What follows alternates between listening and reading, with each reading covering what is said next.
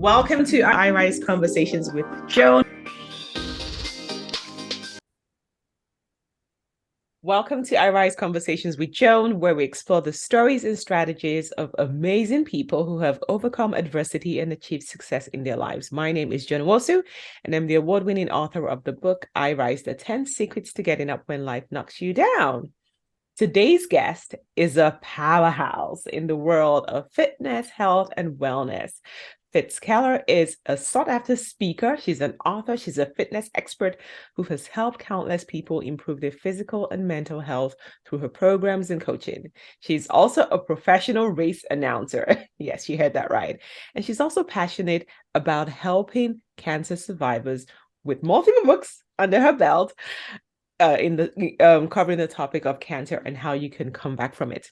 Her dedication to helping people take control of their health and well-being is truly inspirational. And today we are thrilled to have her here to share her story, her journey, and some of the insights that can help us with our health. Welcome, Fitz, to the show. Oh, Joan, I'm so happy to be here. So happy to have you.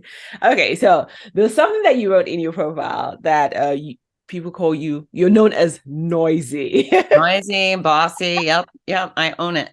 I love it. And as someone who was noisy as a child and was constantly being told to shut up, I want to hear a little bit about your life, your journey, and why people call you noisy. Well, the noisy thing is I probably make 90% of my income on a microphone, right? I'm constantly blah, blah, blahing to help people live better and longer, but my voice is always heard. And when it comes to race announcing, you could probably hear me for miles at the start and finish lines. And yeah, we call it happy noise. I make happy noise, and I'm very proud of that. And ideally, you put that with the bossiness in the fitness realm, and then my ability to be compelling, and then people start doing better and being better. So you gave a great synopsis of what I do. I think when a lot of times people hear fitness, they think a person's in a gym or doing personal training. I do none of that. I haven't done that in decades. So everything I do is intended to impact a mass amount of people. So TV, radio, books, magazines, online presence. I love when my work, I love when I do national morning news and I know by 8 a.m. I've already helped 3 million people. Like that feels satisfying to me. And so I steer myself towards things that are highly satisfying in that regard. I'm just really passionate. I'm a big believer that if you move your body, watch what you put in your mouth, get rest, and remove the cranky people, everything starts improving. It's not only your actual health, but then your relationships and your career. It's the magic pill. And I will continue preaching that until the day I'm no longer here. That's awesome. I like the way you just rolled out what you eat, move your body. And I'm sure a lot of people like me are like, yeah, I wish it was that simple. It's so funny. I have my master's degree in exercise and sports sciences. And I always say, I have a master's degree in the most simple, stupid science in the world. It really isn't that complicated. It's like if everybody got up and challenged themselves a little bit every day, you don't have to do a marathon. We don't want to challenge ourselves. Do something, yeah. But I hear you. It's the little things that you do that adds up. And a lot of people are just too scared to get started. And we'll get into that as we continue this conversation. But let's talk a bit about your books, the Comeback series, and your experience with cancer as well. So tell us a little bit about your story and why you wrote the books. What really compelled you? Why you needed to share your story? So a variety of things. So in late December of 2018, I went in for a mammogram and I came out with a crystal clear report. They said, you are cancer-free. And they were right. There was nothing on my scan. 7 weeks later, I was at a race weekend, got out of the shower, randomly rubbed my underboob, and I found a lump. It was a sizey lump. And so most important thing that people need to know is I took action right away. I didn't call my mom and cry or chat with my girlfriends and say, what do I do? I didn't Google it. I didn't stick my head in the sand. I picked up my cell phone instantly. I was on that bathroom counter. So stark naked, I called the doctor and I said, hey, I found a lump. And so within about a week and a half, I had all the appointments, the mammogram, the ultrasound, the biopsy. And I had that phone call that said, Fitz, sorry to tell you, but you have breast cancer. That tumor is cancerous and it has already spread to multiple lymph nodes and it is running through you like wildfire. So we need to treat you aggressively and quickly. And I was all gung-ho for that. I definitely thought I was going to die. It's interesting. I'm a Tigger. I'm an ultimate optimist. In fact, people with a negative attitude that just drives me crazy. I feel like, why not look at the positive, right? So, but I definitely thought I was dying. And only because I had the perfect career, perfect family. I'm the perfect beacon of health and happiness. Of course, I'm going to make the perfect tale of tragedy. So it was hard and scary. And while I was fearful of losing my own life, what really broke my heart, the thing that was unbearable was losing Ginger and Parker's lives, my teenagers, not being able to watch them grow up, celebrate them, support them, just witness them. That was gut wrenching. And so eventually my doctor was able to convince me. He said, Fitz, we are treating you to cure you. You're going to have to endure it, but we're going to cure you. And so that helped a lot. And I made some really good decisions, and we can go over those soon, but that enhanced my life dramatically. That instead of just being sick and miserable for 15 months, I tripled the size of my business in 15 months. I increased the quality of relationship with my family. And so those decisions are really those were the impetus for this book, My Noisy Cancer Comeback, as well as the fact that nobody wants to talk about this, but cancer can be hilarious. And it's also tragic and heartbreaking. I've been there. I've had lots of, my dad, my grandma, so many cancer deaths in my family.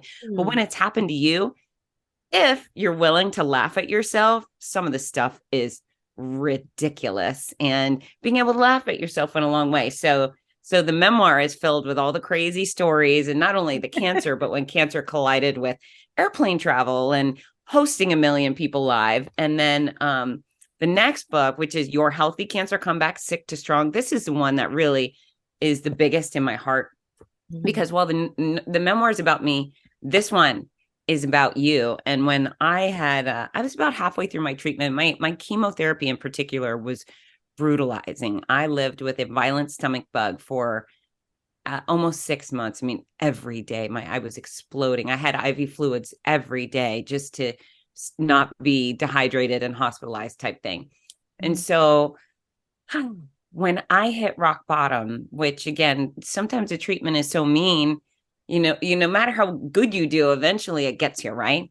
So I was skeletally thin and I was dreadfully weak. I was so weak. And I just looked in the mirror and I was a shell of my former self. And it's funny, that's where my mom chimes in and says, you look like you were in the Holocaust. I'm like, thanks, Mom. Oh, thanks, Mom. Like, what a weird thing to say, but she meant it because she was scared, right? Yeah. Anyways, when I was in that horrible shape, I never had a doubt that I was going to rebuild my body and earn back my health and become vibrant and athletic and healthy again.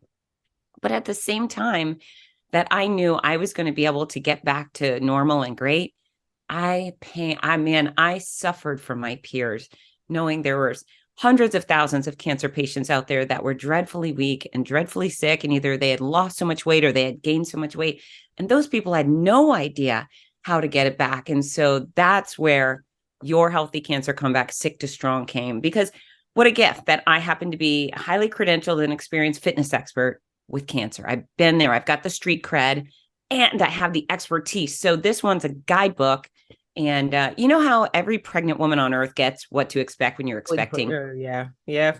The goal for this book is that every new cancer diagnosis on earth gets Your Healthy Cancer Comeback, because studies show it's proven that exercise, nutrition, quality rest, quality complementary care, those things can help increase your chances of remission, which we all want, but that's cancer-free, and it decreases your chances of the cancer coming back. And so, it's about having control. And, Miss I Rise, you'll experience this. You'll appreciate this. Chapter 1 is called Control. And, of course, I yielded to Western medicine, and those horrible chemo drugs are also the wonderful drugs that saved my life. The radiation, the surgeries, I didn't enjoy those things. They came with difficult side effects, but they saved me. So I'm not upset about them. But the things that you can do yourself, they come with no negative side effects, and the rewards can be really outstanding. So that plus the Healthy Cancer Comeback Journal, which will be out very soon. That's where those books were inspired, and I'm very proud of them. Wow, amazing, amazing, phenomenal story. And I'm so happy that you're cancer free and now you're helping other people go through that experience. Cancer is something that's very scary to a lot of people. And not many people would have reacted the way you did when you found the lump. You were like, okay, take action. And Yeah. I think that is such an amazing quality that people can learn from. It's easy to start feeling sorry for yourself, to go into that dark hole, you start spiraling, and like you said, you start Googling, start calling everybody who knows nothing about cancer. That's Everyone's right. giving you advice. Oh, let's pray for you, let's do this. You took action, and Yeah. within a week and a half, like you said, you already had your test, and you were on your way to being treated. But in addition to that, you still saw the positive side of it, the funny side of it. We Yes. can't even laugh at ourselves when we're healthy. A lot of people are like, we're too serious about life. Life is not that serious. But being able to find those moments to really just laugh at yourself. And I love what you said about really having a why. So you wanted to be there for your teenagers as well, can really help, and having the right support and the right information. Because Yeah. yes, there's the internet, but the internet can also be to our detriment because there's just way too much information by whoever. Not everyone on there is an expert, and we spend all our time there Googling and trying to figure out when we You know, have no clue. I actually avoided so many resources because for the most part, if you go looking for cancer, anything, people are desperate to share their misery. Like, oh, look at me. It's so sad. It's so hard. I'm raw and real in my memoir. I tell the truth, but I also, the spin is always, how do I get the laugh? How do I tell this on the bright side? When I was designing the book, Your Healthy Cancer. So first of all, the cover of the memoir doesn't look like pathetic, sad cancer. It's like, yay, I had cancer. And then the second book, the Healthy Cancer Comeback series, is I had hired a graphic designer. I said, listen, I want this thing to be vibrant and happy. I don't want anything sad. I don't want anything dark and dreary, because when you're going through it, you walk into these cancer centers, they've got these pamphlets all over the place. And they're all very intimidating and dark and stressful. So I tell graphic designer number one, I want it beautiful and vibrant. She gives me a beige book with a stock image of a bald woman with a nurse and a needle. And I was like, what the F? That is not at all what I asked for. So instead, I dug a little deeper. And this book is full color on the inside simply because I want readers, when they open it up, I just want them to feel good. I just want them to feel good. And there's a lot of resources that people should just full blown avoid, because they will make you feel worse, not better. Yeah, absolutely. I agree. There's enough misery in the world. Yes. Brighten up your day. Some pink and some blue. Beautiful. That's right. Okay. So I do have a few family members who've gone through cancer. I do have friends who've gone through it as well. And exercise, fitness, last thing on their mind, absolute last thing, because like you said, a lot of the treatment is really, really brutal. Yeah. So what are like someone might be listening and they're going through it right now and thinking, I'm so weak, I'm so tired, I can't. No. What are some of the small ways that they can start to incorporate some of these fitness and wellness ideas into their lives to better improve? Because you said that it's been proven, right? Yes. So where can they start? So it's about doing what you can when you can. It's not about being who you used to be, or certainly not running a marathon today. Those aren't the indicators of fitness right now. What's going on is, if let's say you had surgery, perhaps your cardio for the day is walking down the hall in the hospital. That will benefit you. Is it a small thing to people who haven't had surgery? Sure it is. If you've had surgery and you get up and you stand on your own 2 feet and you do your best with your posture and you walk, that's the good for your heart and lungs, right? Let's say you can't stand for some reason. Okay, well, I've got a whole exercise section on exercises you can do in a chair. Let's say you can't sit in a chair. Fine. If you lie in bed long enough, now mind you, I was sick. I was in bed. I was exploding. It was just incredible. But when I was in bed, I would stretch. I would do simple strength training exercises. Even when I felt like I was going to puke, I could do leg lifts, right? So it's not about doing the other stuff. It's about doing what you can. And when you're lying in bed, if you stretch, if you twist your body, if you do simple strength training exercises, you will slow the atrophy. We don't want your muscles to atrophy, right? You become more of a fall risk if your muscles are weak. Stiffness, nobody ever says like, gee whiz, my back is stiff, and means it in a good way, right? So while you're lying in bed, if you can do XYZ stretches, to preserve your mobility, to prevent that stiffness, which leads to pain and suffering, then you'd be well suited. I even have a whole section in the book of photos and instructions on how to stretch in the shower.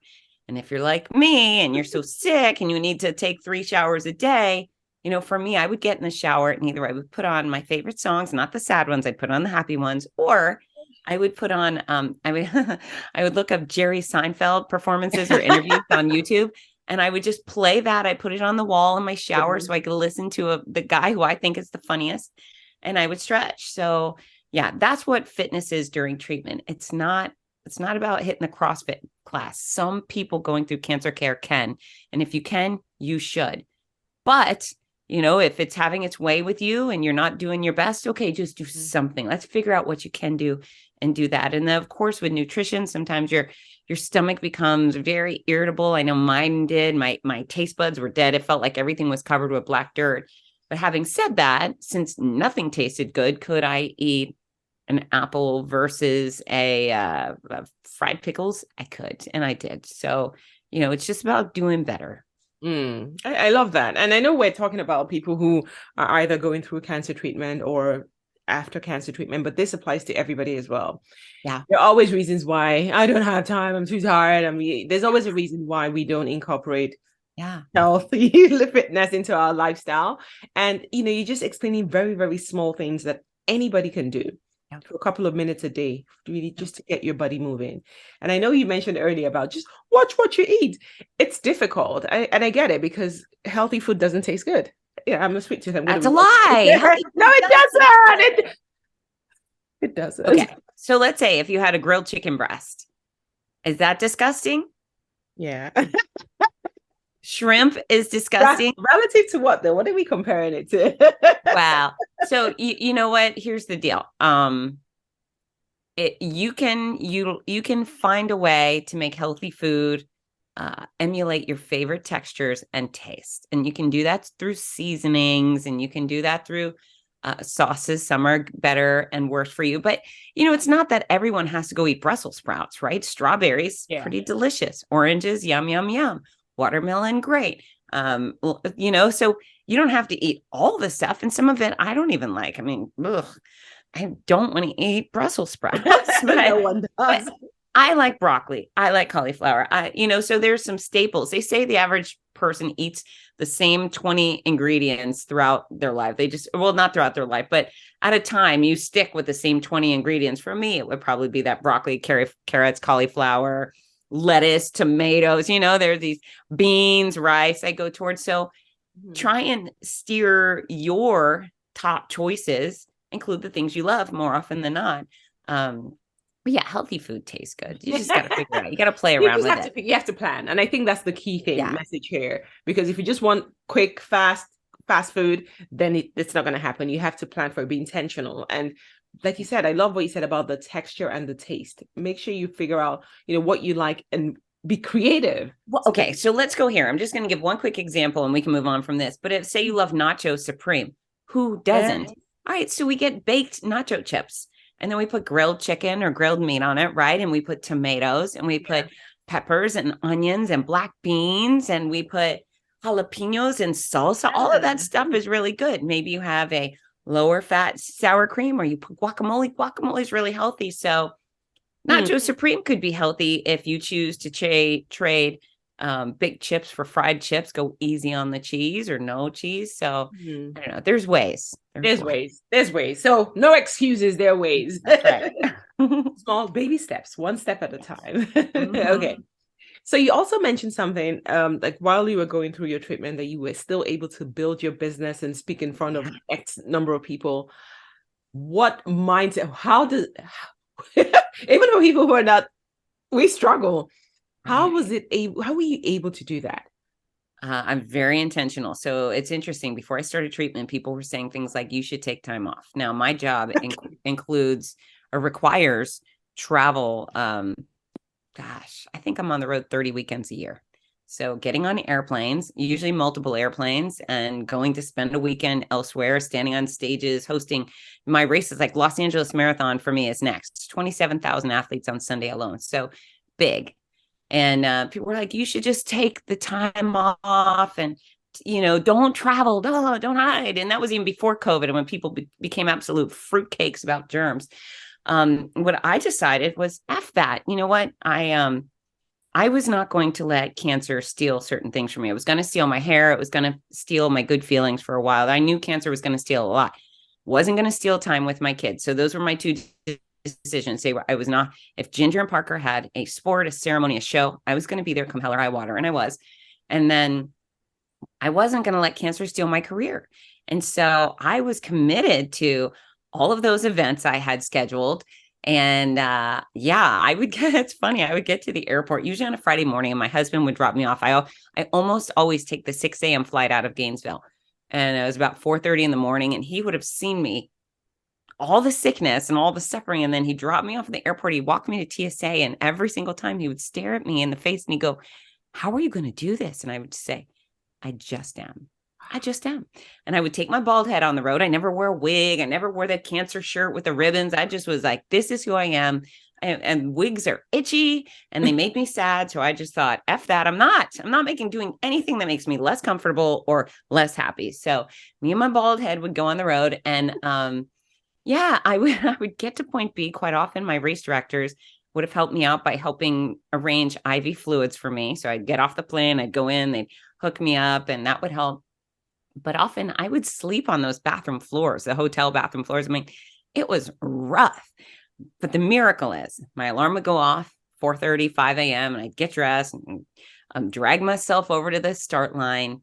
And the second I stepped onto those stages, surrounded by these thousands of incredible people at these extraordinary events, the second I stepped on those stages, absolutely everything that was wrong with me disappeared. I wasn't sick. I wasn't tired. I wasn't suffering. I was laser focused on them, their experience, their joy. And I got to be full force Fitz Koehler again. And it is probably the greatest ecstasy I've ever experienced in my life, because I was in hell. And that the only thing that could drag me out of the hell was to be able to do the thing that I love with the people that I love. And the adrenaline certainly didn't hurt. And it was magic. And so if I would have stayed home, all I would have been was sick. All I would have been was sad. If I knew the Big Sur Marathon was going on without me and I was at home, I would have cried all weekend. And that wouldn't have been any good for my psyche or my actual physical health. And so passions, people need to have their passions. You don't need to wait for cancer to force them into your day.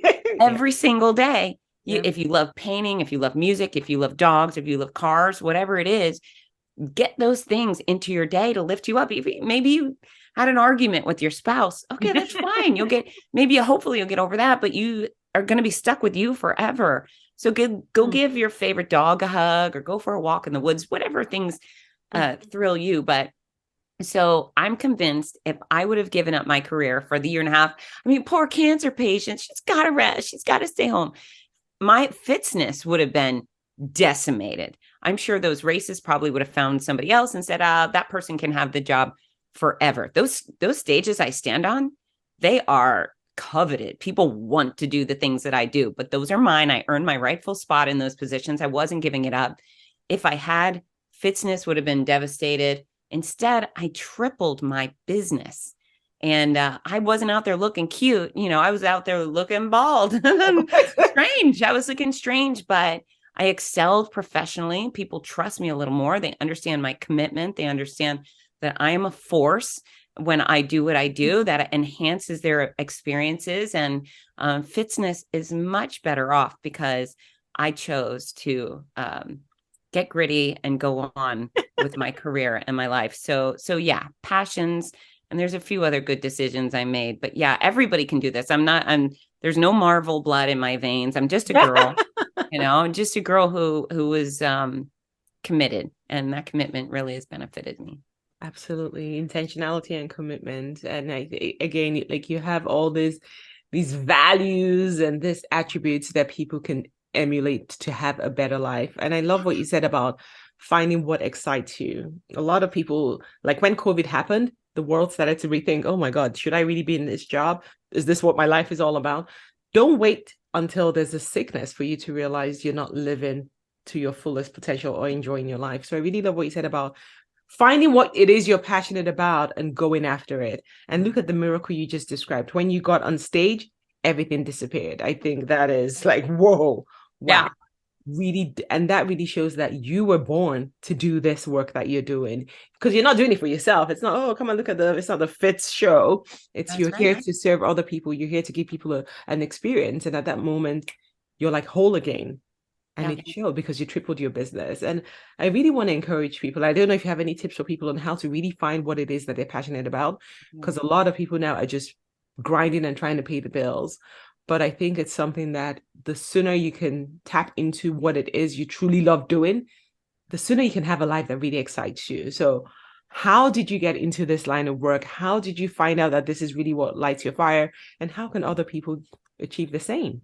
Yeah, so I've got a real specific way to help, and I present to universities on this topic, especially as creating a career that you love. And I think the dream career is the one where you work doing what you want, with whom you want, when you want, where you want, for the amount you want. And those are all things that are pretty attainable.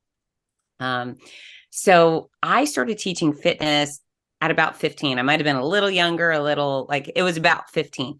And I loved it right away. It was something I was good at. I enjoyed serving people. I enjoyed the joy in the room. I loved the accomplishment, but I didn't know I wanted to do that professionally.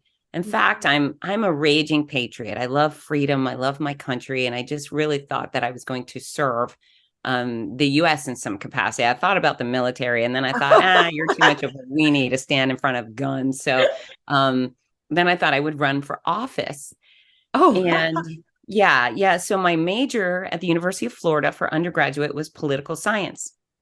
You can't really do much with that degree, but that was my interest. That was my degree.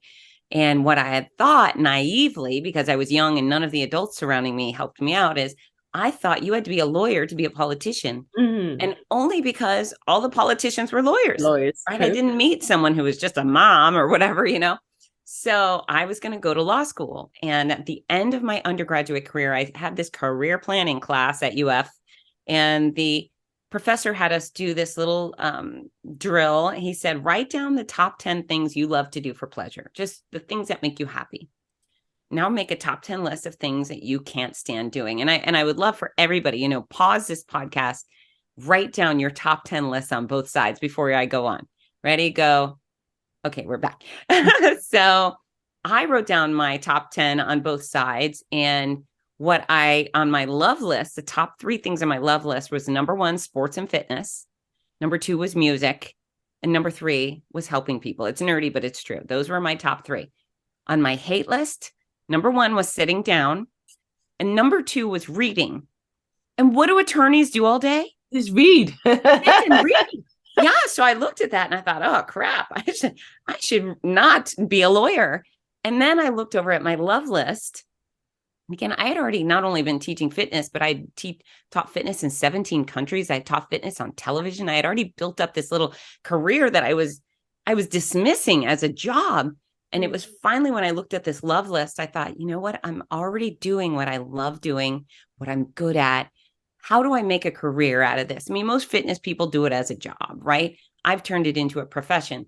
But that's what y'all need to do is you need to make your love list and your hate list. Avoid things that you hate. And then, if you don't want to work in an isolated environment if you love people, right? I mean, there's some no-brainers right there, but you can really create a career that's just specific to you. I knew there was never going to be a job that I applied for that was going to satisfy me. There wasn't a pliable job. I had to create my own career, and I have. But maybe you love cats and you love surfing. Okay, fine. Create the very first cat surf camp, and you'll be the number one guy doing that. And, whatever your passions and your skills are, put them together to create a service or a product where you can create an income based off the things that you love. So people are like, it's not that simple. Well, it kind of is that simple. And I know, let's say you're delivering mail because it's steady, right? You get the benefits and the stuff. All right, well, you can keep doing that and building up your dream career on the side and make the transition. But, I do a ton of corporate keynotes and I love doing that. But when I tell my story, I always ask the people in the room, do you love your career enough that you would do it with a potentially fatal disease? for me, it was obvious that my career was going to be a great gift to my health. And sometimes people look, they're like, no, I would not do this if I were sick. All right, well, then it's time for you to make some big decisions and make some changes. Absolutely. I'm sure a lot of people are like, "Ooh, that's me right now." But, it's simple. Like you said, it's simple, but I think a lot of fear and a lot of the way we're conditioned, a lot of what society expects, you need to be a lawyer or a doctor or whatever it is that they keep telling us that we need to be. And then people are just fearful because you want something that's steady. You want something that pays the bills. Your parents probably had a job for 35 years with the same company, and that's all we know. But here you are, a living example of how you can really, first of all, come up with that list and then focus on doing the things that you love so that every day is just fun. You have a life that excites you. You're helping people. You're making money. You're probably your own boss. But even if you're not your own boss, you enjoy it. It's what you live for. It really does fill your cup and brighten your day. So you talked a lot about fear, and it's a heartbreaker to think that people were voluntarily doing things based off of fear. And really, you've never met fear unless you've met cancer or ALS or MS or, paralysis. There's things that are really freaking scary. Quitting your job and finding a different one, it ranks really low. And it's something that, don't wait until you get a tragic diagnosis or injury to think, I woulda, shoulda, coulda, right? So if there's that fork in the road, and nobody gets out of life unscathed, right? I feel like everybody faces something, and we call that the fork in the road. Yeah. Something happens and you say, oh, crap, what should I do? For me, I doubled down on the choices I had already made because they were good ones. Right now, you might just go, I need to do what feeds my soul, pays the bills, but feeds my soul. You should start moving in that correction. Don't be afraid of joy. Don't be afraid of success. You can do that. And don't be afraid of failure. Failure doesn't kill people. Doesn't. It actually helps you be better. You learn from it and it propels you to do even more. Yeah. So I'm sure, I'm so pumped. I'm super motivated right now. I don't know what's going to happen 5 minutes later. But, and this is why people hire coaches. So who are your clients? Who do you work with, and what type of work do you do with them? Oh, so my clients are definitely massive race organizations or sports and fitness companies that want a big, bold, energetic experience for their participants. Corporations are really, they pay my bills, right? So corporations and organizations, massive organizations that want their employee base to do better, be more productive, call in sick less. Disney, Oakley, Tropicana, American Massage Therapy Association, Florida Realtors, those are companies that hire me. And I take the stage and I do a lot of bossing around. I make happy noise and compel those people to upgrade their scenario. So that, and then of course the consumer, because these books are real game changers. And what I always hope, Joan, is that none of your listeners have cancer right now. I hope absolutely 0% of your listeners have cancer, but every last one of them loves a cancer patient. They love someone with cancer. And when your person is diagnosed, you instantly think, oh, what can I do? I wish I could do something. These books will change the way your cancer patients live and hopefully change the outcomes for their diagnosis. So I'm hoping that your audience will be my customer just by purchasing the Cancer Comeback series as a gift for their loved ones with cancer or recent survivors. That's amazing. I love everything you do, and I'm wondering how you have time in the world to do all of this multiple things. But I love what you said about your books being a gift to somebody who, if you're going through cancer, then this is what you really need to get the right information from an expert who's been through it as well. But also, if you know somebody who is going through it, then this is a great gift. Because we all want to help, whether we like it or not. We're just innately wired that way as humans. We want to help. And this is a great way to help people. So finally, what's next for you? Because you're already busy. I wonder how you do all of this stuff. But what's next for you? Because I feel like the train is still moving. Yeah, you know what? It's interesting. My career is kind of meandered and always is evolving. As far as race announcing goes, that's kind of locked in. I always have incredible events. So I'm thrilled with that. The corporate speaking is picking up. I do one and they love it. And so they tell another organization, and word of mouth is always the best advertisement. So I enjoy that. It's the race announcing is chaotic fun. I mean, imagine at LA Marathon, they'll give me 27,000 athletes. And when I say, how you doing? They all go, yeah. And I'm like, yes. It's as close to being Beyonce without having a good voice, right? So that is elating. But the core of who I am is a teacher. I'm a helper, right? And so these speaking engagements where I actually get to connect with someone and teach them how to do better when they leave the room with knowledge to get better. It's so funny. My son just turned on the printer, so I'm sorry if you can hear that noise, but yeah. So books, hopefully, Your Healthy Cancer Comeback. I would like that to be the go-to for every cancer patient and survivor from here on out, and I'm really excited to get cancer patients to work. Yes, absolutely. Thank you. Thank you so much. And I just have to ask, so you do all this race announcement. Do you run as well? I do. I do. I do. I never run the races that I'm announcing because my time is consumed by serving the athletes. But I prefer obstacle course races. I love that. I've done triathlon. I've done the Boston Marathon. So yeah, and that's a big difference between a great race announcer and someone who's just kind of doing the job. They read the script type thing. I think it's a big error when a race organization invites a local DJ or the guy from the news, people that aren't afraid of a microphone, but they don't understand us.